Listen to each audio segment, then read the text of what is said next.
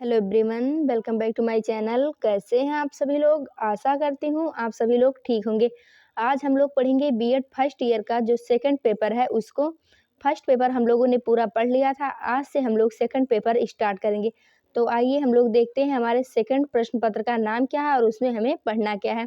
तो जो हमारा सेकंड पेपर हमें पढ़ना है बीएड फर्स्ट ईयर में, वो है बाल्यावस्था एवं अभिवृद्धि, चाइल्डहुड एंड ग्रोइंग अप।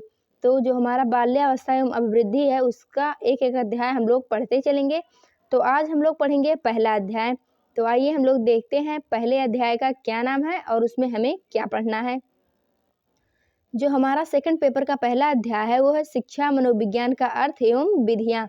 तो आज हम लोग जानेंगे शिक्षा मनोविज्ञान का क्या अर्थ है, उसकी कौन कौन सी विधियाँ हैं।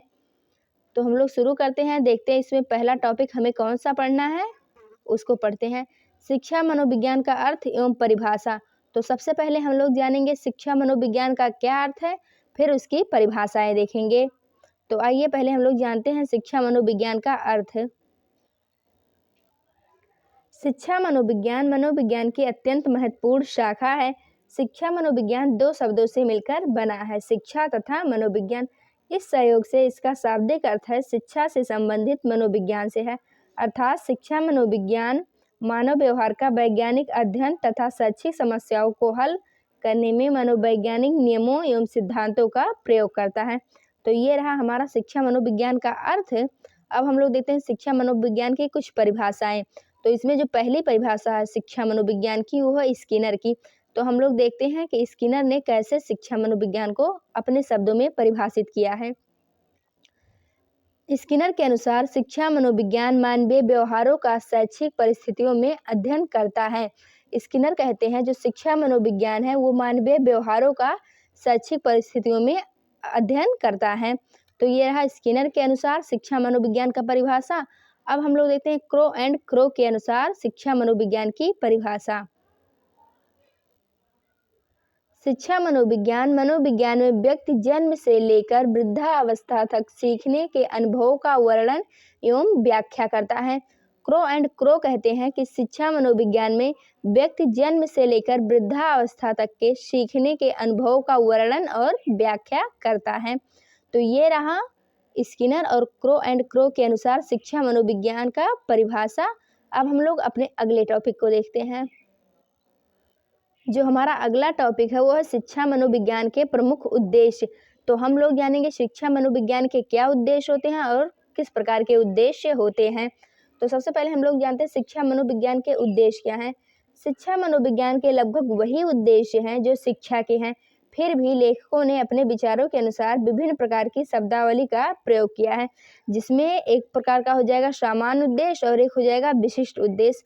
तो हम लोग जानेंगे सामान्य उद्देश्य क्या है शिक्षा का और विशिष्ट उद्देश्य क्या है। तो सबसे पहले हम लोग जानते हैं सामान्य उद्देश्य।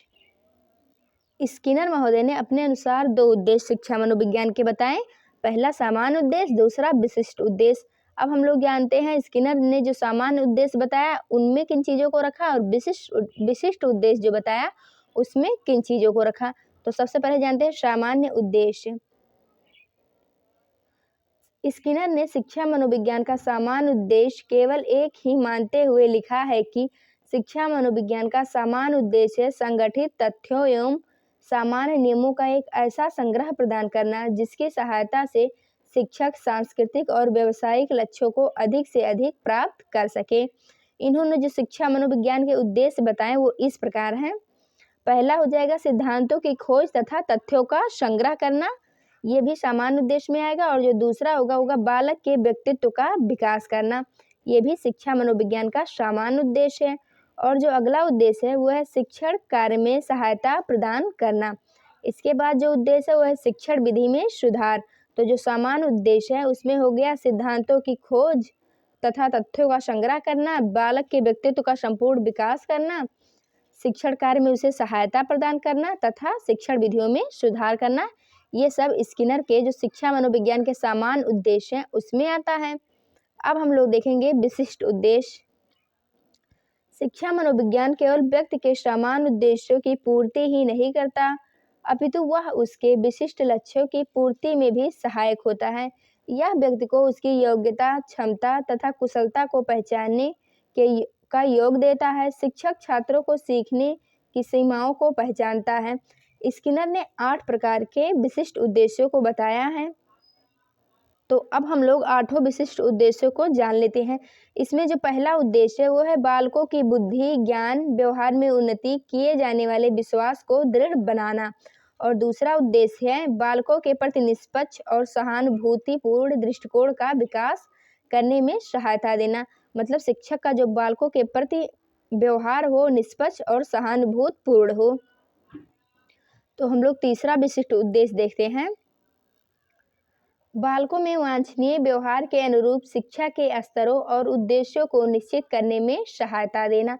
ये तीसरा हो गया। और जो चौथा विशिष्ट उद्देश्य होगा वो होगा सामाजिक संबंधों को स्वरूप और महत्व को अधिक अच्छी प्रकार से समझने में सहायता देना।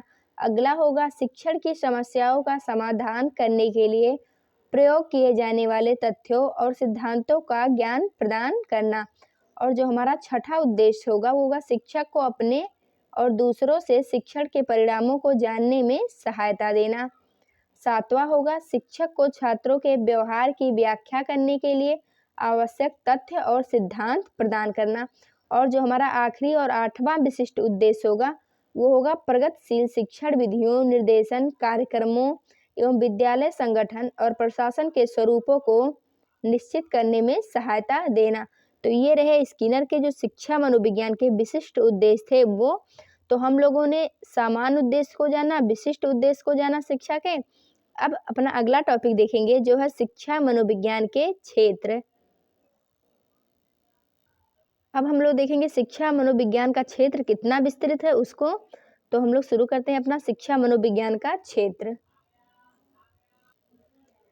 शिक्षा मनोविज्ञान शैक्षिक परिस्थितियों में व्यक्ति के व्यवहार का मनोवैज्ञानिक दृष्टिकोण से किया जाने वाला अध्ययन है। शिक्षा मनोविज्ञान का गहन अध्ययन करने से पहले इसके क्षेत्र का निर्धारण कर लेना आवश्यक होता है। क्षेत्र का निर्धारण कर लेने के पश्चात किए जाने वाला अध्ययन व्यवस्थित तथा अपेक्षाकृत सरल होता है। अब हम लोग जानेंगे इसके कौन कौन से क्षेत्र हैं। शिक्षा मनोविज्ञान का जो पहला क्षेत्र है वो है विशिष्ट बालक। प्रारंभ में शिक्षा मनोविज्ञान में केवल सामान्य बालकों का ही अध्ययन किया जाता था, परंतु अब उसमें विशिष्ट बालकों जैसे मेधावी, पिछड़े, अति विकलांग एवं अपराधी का भी अध्ययन किया जाता है। उनकी शिक्षा के लिए विशिष्ट शिक्षण विधियों का विकास भी किया जाता है। यह सब इसी के अध्ययन क्षेत्र में आता है। तो पहला जो अध्ययन क्षेत्र होगा वो होगा विशिष्ट बालक। इसमें मेधावी, पिछड़े, अति विकलांग एवं अपराधी बच्चों को भी सम्मिलित किया गया है। जो अगला क्षेत्र है वो है व्यक्तिगत विभिन्नताएं। तो हम लोग देखते हैं ये किस प्रकार का क्षेत्र है। प्रत्येक व्यक्ति शारीरिक, मानसिक एवं संवेगात्मक रूप से समान नहीं होते हैं। इन्हीं व्यक्तिगत विभिन्नताओं को ध्यान में रखकर शिक्षा प्रदान करने का अध्ययन शिक्षा मनोविज्ञान करता है। तो मतलब व्यक्ति की व्यक्तिगत जो भिन्नताएं होती हैं उनको ध्यान में रखकर अध्ययन शिक्षा मनोविज्ञान करवाता है। तो भी इसका क्षेत्र हो गया व्यक्तिगत विभिन्नताएं। और जो अगला क्षेत्र है वो मानव अभिवृद्धि एवं विकास। शिक्षा मनोविज्ञान में व्यक्ति की शारीरिक, मानसिक, शारीरिक अभिवृद्धि, संवेगात्मक एवं सामाजिक विकास का अध्ययन किया जाता है। इसमें मानव अभिवृद्धि एवं विकास का अध्ययन 4 कालों जैसे शैशवावस्था, बाल्यावस्था, किशोरावस्था और प्रौढ़ावस्था के क्रम में किया जाता है। तो ये भी शिक्षा मनोविज्ञान का क्षेत्र हो जाएगा, मानव अभिवृद्धि एवं विकास। जो हमारा अगला और चौथा क्षेत्र है वो है शिक्षण विधियों का अध्ययन। शिक्षा अपने आप में एक व्यवस्थित प्रक्रिया है। शिक्षक अपने शिक्षण हेतु विभिन्न विधियों को अपनाता है और शिक्षण के लिए उचित शिक्षण विधियों का चुनाव करता है। कुछ विधियां ऐसी होती हैं जिन्हें अपनाकर शिक्षक शिक्षण को सफलतापूर्वक कर सकता है। ऐसी विधियां शिक्षण की उत्तम विधियां कहलाती हैं। किसी भी विषय के शिक्षण हेतु उत्तम शिक्षण विधियों के चुनाव का कार्य शिक्षा मनोविज्ञान करता है। तो ये रहा हमारा शिक्षण विधियों का अध्ययन जो क्षेत्र था वो। अब हम लोग अपना अगला शिक्षा मनोविज्ञान का क्षेत्र देखते हैं, मानसिक स्वास्थ्य एवं समायोजन। तो हम लोग जो मानसिक स्वास्थ्य एवं समायोजन क्षेत्र है उसको देखते हैं कि इसके अंदर क्या शामिल किया गया है। शिक्षा मनोविज्ञान ने स्पष्ट किया है कि बच्चों की शिक्षा एवं विकास में शिक्षकों के मानसिक स्वास्थ्य एवं उनकी समायोजन क्षमता की अहम भूमिका होती है। शिक्षा मनोविज्ञान में बालकों और शिक्षकों के मानसिक विकास में बाधक एवं साधक तत्वों का अध्ययन किया जाता है और साथ ही कुसमायोजन के कारणों और सुसमायोजन की विधियों का अध्ययन भी किया जाता है। तो ये रहा मानसिक स्वास्थ्य एवं समायोजन का क्षेत्र। हमारा जो अगला क्षेत्र है वो है बाल अपराधों का अध्ययन। प्रत्येक समाज तथा प्रत्येक शिक्षा संस्थान में कुछ बालक छोटे या बड़े अपराधों में लिप्त होते हैं। वर्तमान परिवेश में अपराधी बच्चों के प्रति उदार दृष्टिकोण अपनाया जा रहा है। बाल अपराध को बाल अपराध न मानकर मनोवैज्ञानिक असामान्यता माना जा रहा है। अपराधी बच्चे वास्तव में मानसिक रूप से असामान्य होते हैं तथा उनके लिए विभिन्न कारक उत्तरदायी होते हैं। शिक्षा मनोविज्ञान में बाल अपराध तथा बाल अपराधियों के विषय में अध्ययन किया जाता है। शिक्षा मनोविज्ञान जहां एक ओर बालक के अपराधों की ओर प्रवृत्त करने वाले कारणों एवं परिस्थितियों का अध्ययन करता है, वहीं दूसरी ओर बाल अपराधों के रोकथाम एवं उपचार के उपाय भी बताता है। तो ये रहा हमारा बाल अपराधों का अध्ययन। ये भी एक प्रकार का शिक्षा मनोविज्ञान का क्षेत्र है। हमारा जो अगला क्षेत्र है वो मापन और मूल्यांकन। शिक्षा मनोविज्ञान शिक्षार्थियों के शैक्षिक उपलब्धियों के लिए मापन एवं मूल्यांकन पर जोर देता है।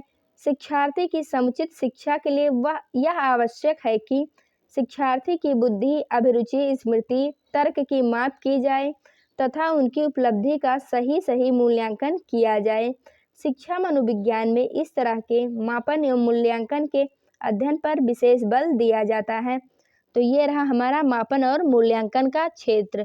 जो हमारा अगला क्षेत्र है वो है मनोवैज्ञानिक परीक्षण का अध्ययन। शिक्षा के लक्ष्य की प्राप्ति के लिए सही शैक्षिक निर्देशन आवश्यक होता है। शैक्षिक निर्देश के लिए बालक की योग्यता, क्षमताओं, रुचियों व अरुचियों को जानना बहुत आवश्यक होता है। इन सभी जानकारियों के लिए विभिन्न परीक्षण आवश्यक होते हैं। शिक्षा मनोविज्ञान के क्षेत्र में इन सभी परीक्षण का व्यवस्थित अध्ययन शामिल है। तो ये भी शिक्षा मनोविज्ञान का क्षेत्र है, मनोवैज्ञानिक परीक्षण का अध्ययन। तो ये रहा हमारा शिक्षा मनोविज्ञान का क्षेत्र। इसमें हम लोगों ने सारे क्षेत्र को देखा। अब जो हमारा अगला टॉपिक है उसको देखते हैं। हमारा जो अगला टॉपिक है वो है शिक्षा मनोविज्ञान के कार्य, उपयोगिता, आवश्यकता एवं महत्व।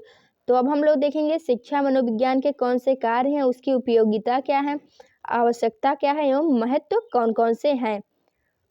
वर्तमान में शिक्षा मनोविज्ञान की विषय सामग्री में बहुत अधिक विस्तार हुआ है। शिक्षा मनोविज्ञान में शिक्षा के क्षेत्र में बड़े क्रांतिकारी परिवर्तन किए हैं। चाहे शिक्षा के उद्देश्य एवं पाठचर्या का प्रश्न हो, चाहे शिक्षा विधि का प्रश्न हो, चाहे शिक्षा से संबंधित जुड़ी समस्याओं का प्रश्न हो, या सभी के वैज्ञानिक हल को प्रस्तुत करता है।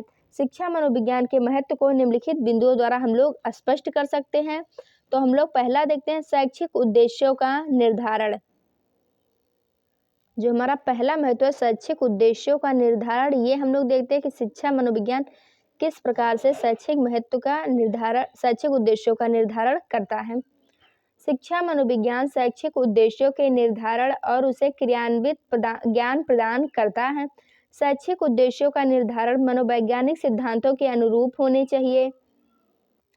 शैक्षिक उद्देश्यों को बालक के मन में जितना अधिक स्पष्ट बनाया जाएगा, बालक शैक्षिक प्रभाव को ग्रहण कर उतना ही अधिक परिवर्तन करेगा। शिक्षा मनोविज्ञान इस कार्य को साकार करने में सहायता करता है। इस दृष्टि से शिक्षा मनोविज्ञान का अत्यधिक महत्व है। तो हमारा पहला जो महत्व है वो था शैक्षिक उद्देश्यों का निर्धारण। अब हम लोग अगला देखते हैं वैयक्तिक भिन्नता संबंधी ज्ञान। वर्तमान समय में बालक शिक्षा का केंद्र बिंदु होता है।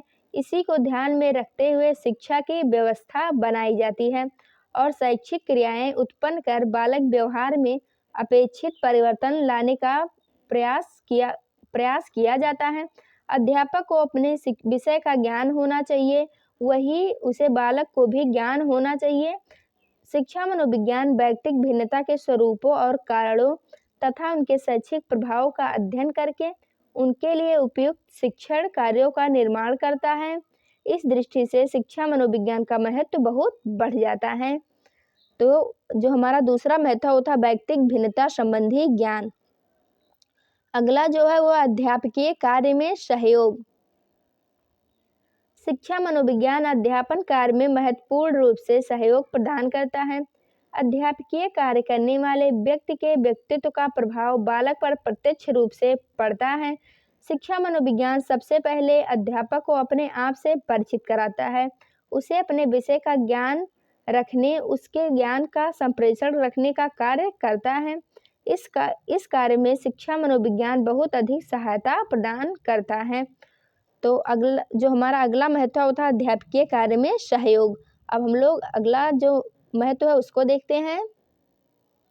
अगला जो महत्व है वो है अधिगम संबंधी ज्ञान। शिक्षा की प्रक्रिया में अधिगम का बहुत महत्व है। बिना अधिगम के शिक्षा के परिणाम घटित नहीं हो सकते।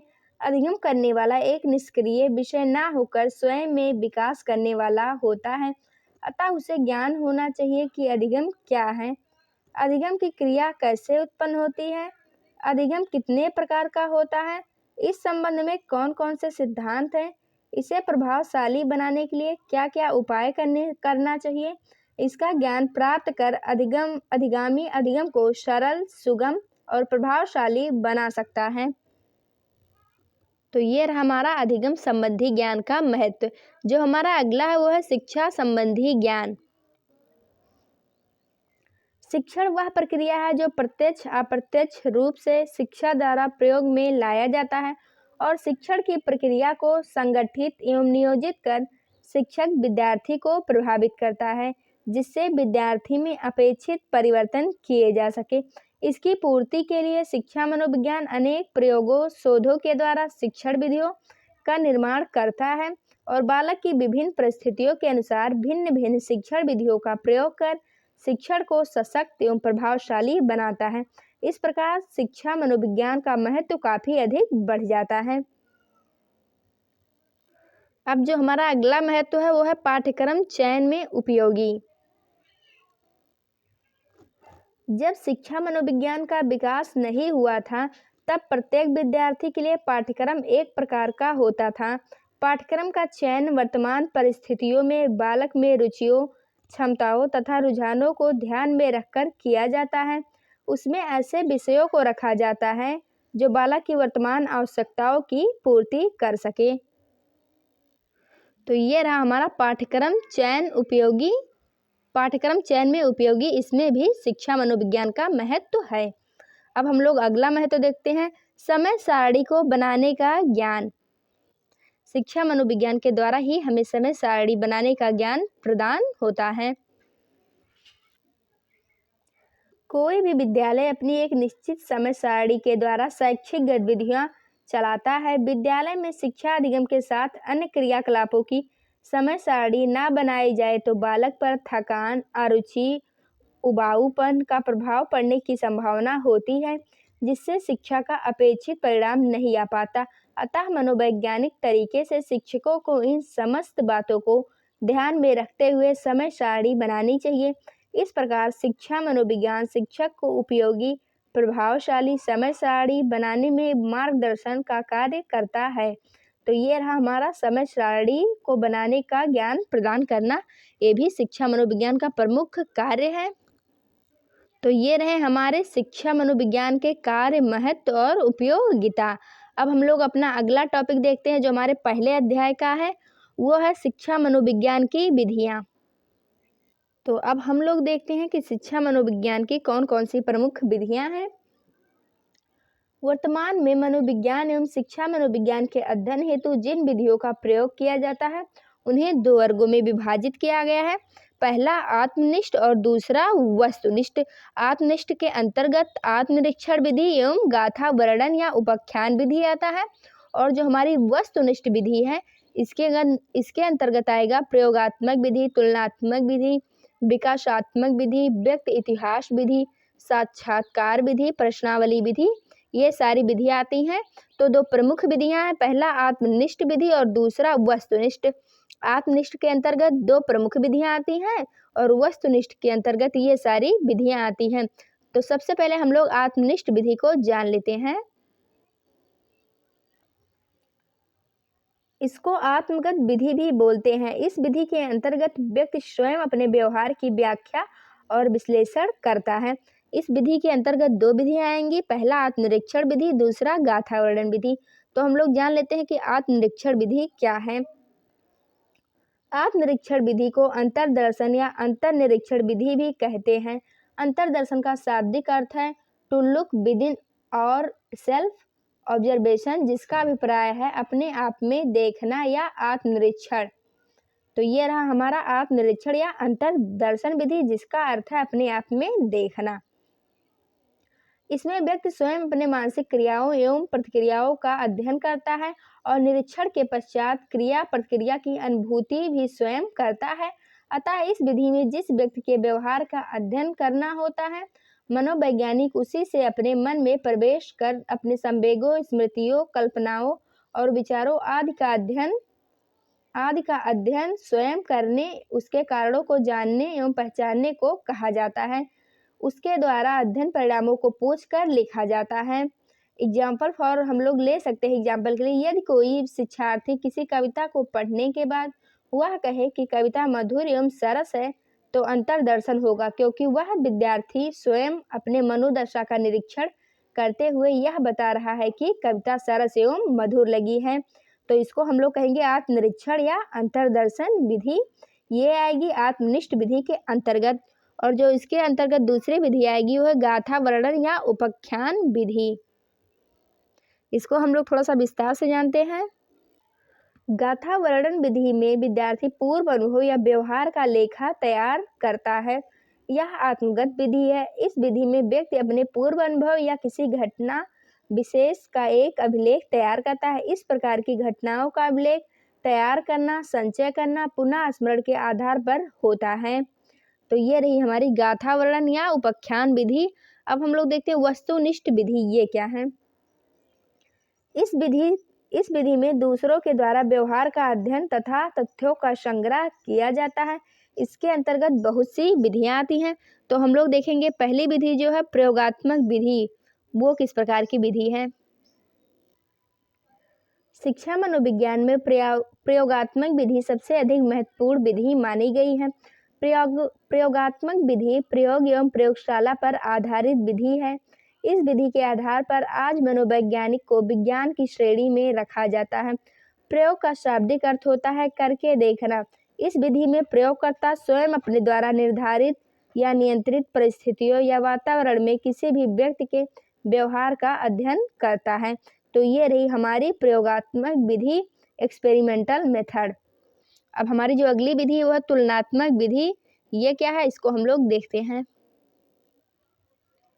मनोविज्ञान और शिक्षा मनोविज्ञान में इस विधि का प्रयोग बुद्धि, मूल प्रवृत्तियों, व्यक्तित्व संबंधी अध्ययनों, आदतों तथा मूल्यांकन आदि के क्षेत्रों में किया जाता है।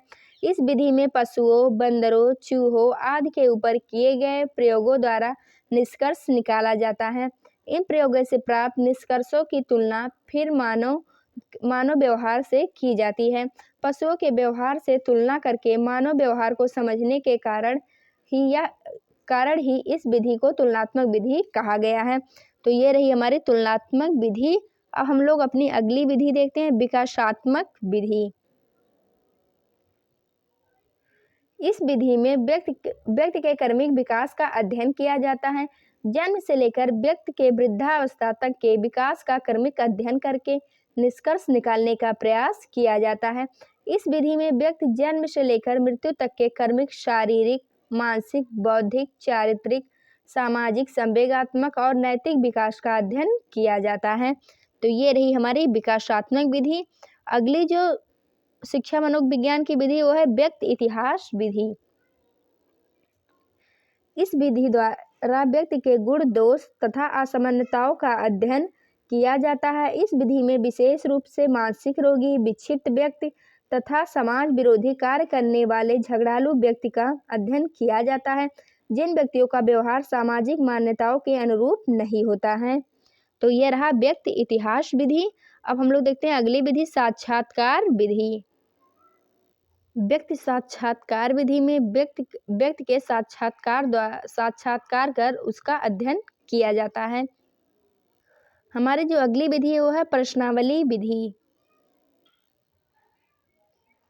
इस विधि में किसी समस्या का अध्ययन करने के लिए कुछ संक्षिप्त प्रश्नों की एक प्रश्नावली तैयार की जाती है और इसे व्यक्ति या किसी समूह को हल करने के लिए दिया जाता है और इनसे प्राप्त उत्तरों का अध्ययन कर एवं विश्लेषण करने पर निष्कर्ष और निर्णय निकलता है और इसके आधार पर बालकों की योग्यता, अभिरुचि, रुझान, संवेगात्मक स्थिरता आदि का पता लगाया जाता है। ये रही हमारी प्रश्नावली विधि, क्वेश्चन मेथड।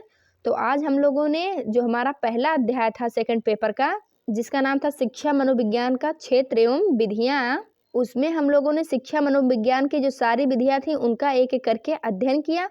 इसी के साथ जो हमारा पहला अध्याय था शिक्षा मनोविज्ञान का अर्थ एवं विधियां, वो समाप्त होता है। नेक्स्ट वीडियो में हम लोग इसका दूसरा अध्याय पढ़ेंगे जिसका नाम है बाल विकास की अवस्थानुसार शिक्षार्थियों की विशेषताएं, मतलब किस अवस्था में बालक में कौन सी विशेषताएं पाई जाती हैं, ये हम लोग जानेंगे अपने नेक्स्ट वीडियो में। आज हम लोगों ने जाना शिक्षा मनोविज्ञान का अर्थ, परिभाषा, उसके क्षेत्र, उद्देश्य और शिक्षा मनोविज्ञान की विधियां। इसके बाद नेक्स्ट वीडियो में हम लोग पढ़ेंगे बाल विकास की अवस्थानुसार शिक्षार्थियों की कौन कौन सी विशेषताएं होती हैं। आज के लिए बस इतना ही। जुड़े रहिए हमारे साथ। धन्यवाद।